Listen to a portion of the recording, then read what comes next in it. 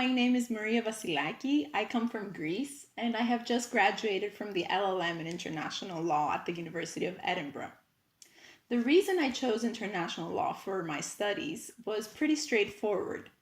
Since my undergraduate studies, I had developed this vivid interest in the field, had participated in moot court competitions, and undertaken internships in the field, so it came as a natural next step to my academic career. The reason I chose Edinburgh for my studies was twofold. First of all, it has renowned academics in the field, and secondly, it provided me with the unique opportunity to tailor the program to my interests.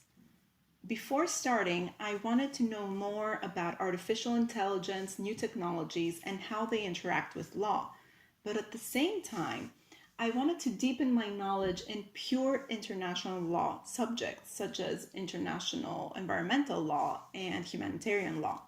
So the fact that I could combine these two different fields of law was very important for me.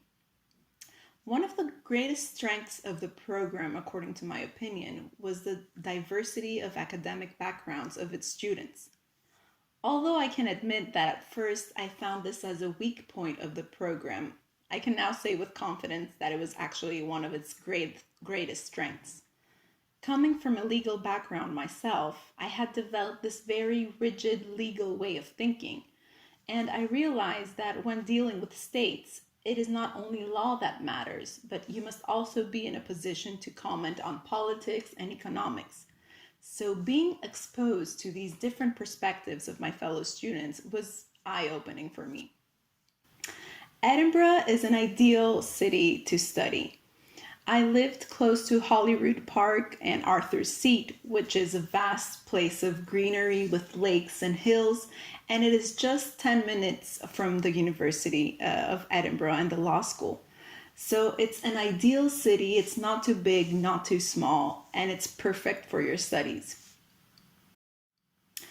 Adapting to the COVID-19 crisis was indeed a challenge for most of us. However, during the dissertation, I really felt supported by the university staff and the library staff as well. And material was available online and it was renewed on a constant basis. So I felt that I had everything I needed to prepare for my dissertation. As far as my next steps are concerned, I'm currently preparing for the national state exams for the diplomatic service in Greece. So hopefully one day I can become a diplomat and represent my country abroad and perhaps in international organizations as well. Thank you.